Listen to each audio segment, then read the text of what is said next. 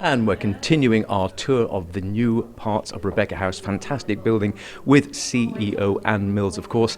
Right then, Anne, over to you. Where are we now and where are we heading? So you're in the communal entrance really and there's doors go off to Rebecca House and there's 2 doors go off to the main hospice areas where the bedrooms are.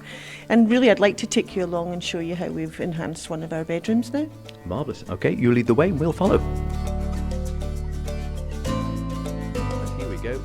Into one of the rooms.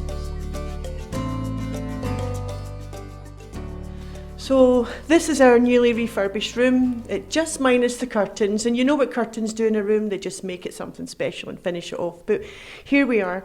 The patient's bed used to be round the other side and there wasn't restricted room there. So we've moved the bed over to the other side so that there's much more room for the patient and much more room for the nurses to work with the patient. That's really important. But one of the things is that we have a fantastic building here, but it's just looking a wee bit tired. We've got a different type of profile patient that comes in for hospice care now, and they needed a different environment to be managed in. So one of the areas is that, you know, we had oxygen in our rooms to start, and now we've got suction in every room as well, which is so important. But one of the things is people don't want to see what they think their potential end might look like, and so but we need all that equipment here. So we've got an ingenious way that we've worked and modelled a unique way of hiding what is all that clinical equipment in the tower that we've designed. So if I just take you and show you that, because it's quite important. Sure. Okay, we'll just go a bit further in here. Beautiful view. We'll take a look at the moment through the window as well. So here's this tower in the middle. It's gorgeous, isn't it? So this is a specially designed tower, and we've got oxygen here for the patients, but they don't have to see the oxygen stream all the time. And the new addition here really is to our suction is in here. Nobody wants to think about the end of your life that you might actually choke and have to have some suction. And so that's there, and it's hidden away, and it's used when it's necessary. And equally, your relatives, if that's the case that you're in, don't want to be coming in and seeing suction, secretions and cough and that type of thing. So we're hiding that away in here. And so to just make this whole environment much nicer, much brighter, very healing colours. We've got colours in the bedroom that are around the healing spectrum and in from the garden. So this has been uniquely designed just for us. It's beautiful. And It's a one of its kind actually in hospice land. It's fantastic. And we were just mentioning the wonderful view. I don't know if you can see that over this way. We come towards the window here. Look at that out the side there. It's just great, isn't it? You're looking out into a beautiful garden, all lovely laid out. A little bit of topiary going on there. A little sort of outdoor area with sort of glassed off to one side. Some benches. Again, all beautifully planted out. And some lovely calming little pond in the middle with benches around the outside. Absolutely beautiful. Really lovely. Okay, where are we heading next? Are we heading out? So these are state-of-the-art beds. They've been given to us by the Henry Bloom Noble Trust, and they go into any position you like, and they're really good for patients and really good for the staff to work with them. So that's the very best beds you can possibly have. We've looked at the, I'd like you to go to the ceiling really, Christy, okay. To say that we used to have a hoist from the bed to the chair. And patients tell us that for a dignity and a privacy perspective that part of what they would like is to be able to go to the toilet normally for as long as possible. So in moving the bed to this side, we were able to then take the track right into the bathrooms. We've extended the bathrooms and the track goes right into the bathrooms. We've made them, the bathrooms comply with disability regulations, and you come into the bathroom and the patient can come right to here and can have comfort and support and control whilst they're on the toilet, because that is the last part of their dignity experience that people really worry about that. And that's so important, isn't it? It's just keeping that dignity right through to the end. Yeah, every single enhancement that we've done with the rooms has been with the patient in mind and with the staff who are working with the patients to support them as well. So we went out 3 feet, we've hidden away all gloves, aprons, paraphernalia that you need when you're supporting people at end of life. And we've made our bathrooms into wet rooms, and people can come in with their steady machines, they can sit down, they can shower, and they can, you know, have a much more private experience. And it's just making it easy for patients and giving them that wee bit dignity. Lovely, makes all the difference. Anything else to see outside? We go down the corridor? So I think that The next room we're really quite proud of. It's a wee bit on the messy side because it's not finished yet, but I'll just tell you about it in so much as we've made 2 rooms into one, and with a combined door, and we have a flat, which is, if people are struggling at home but we think they might just need a wee bit of assistance, then they can come in for a few days and just have that wee perk up. You know, we discharge 55% of patients. I don't think people really realise that. Give them some support, maybe do some symptom management, they can have some rehabilitation and go away home again. Or if people have been in with us for a wee while and they're ready to go home, but they're not feeling just quite confident enough, then they can stay in our assisted living flat for a couple of days to just build up that confidence in managing themselves at home. So we've converted that room space for that. So that's quite innovative. Lovely. Oh, it's fantastic. They've done such a good job. And you look around, the attention to detail, the thought and the planning that has gone into everything, and down to, trying to conceal these elements and people coming in, and it's around that sort of patient care, that patient experience. It's a fantastic job. It really is. It looks really well. It's a very, very welcoming environment, and they've done a fantastic job. We're really pleased with it. Okay, so a little bit further down the corridor, and Anne, where are we now? So we're beside the assisted bathroom, and this is for people who have very complex needs, who would need to have 2 nurses supporting them to have bathing experiences. So we've made it a wee bit spa-like to try and change how the clinical look is. So I think you might be pleasantly surprised in here. Lovely, always am. Here we go, now look at Not that. quite finished yet. Oh wow. We're nearly finished. And the colours match the healing colours. You know, purple is a healing colour. The team picked this. Then they've chosen everything, the flooring right through. So this bath used to sit there. The room didn't work very well. The toilet was in the corner. It wasn't a proper disability regulated toilet experience.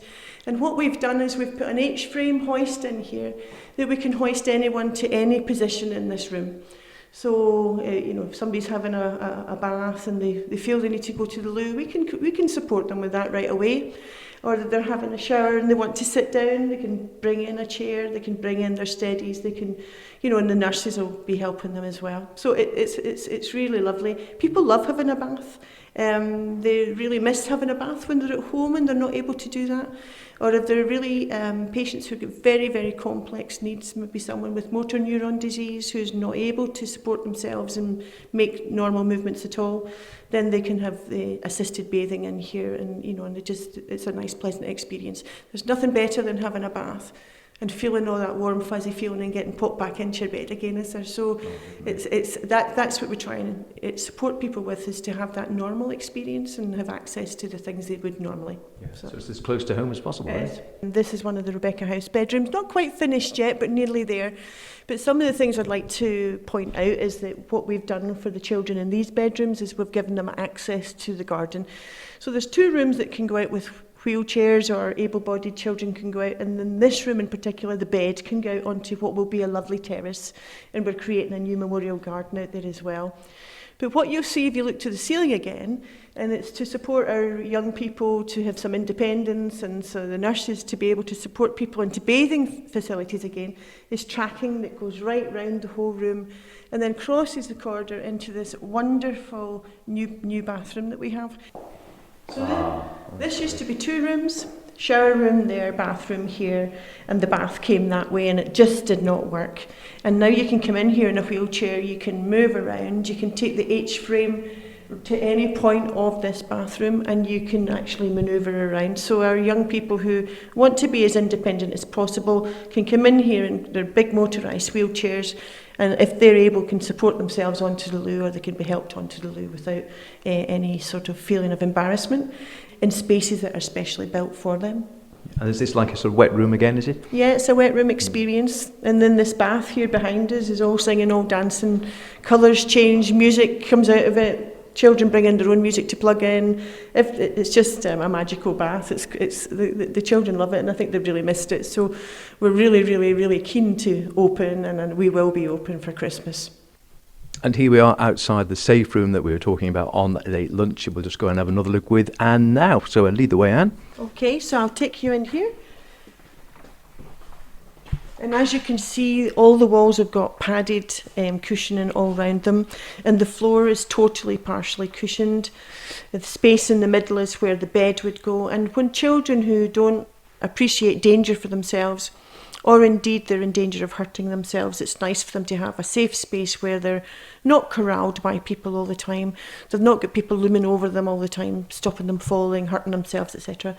And as Gemma was, Ellie Mae's mum was in here seeing this earlier, and I think she was very emotional, as she says this will be so safe for Ellie Mae to have some free time. Kieran's opening the doors, so we've got sinks in behind cupboards, and we've just actually tried to think of every danger point or risk point that children may have whilst they're here, and actually managing that risk so that they can have some freedom.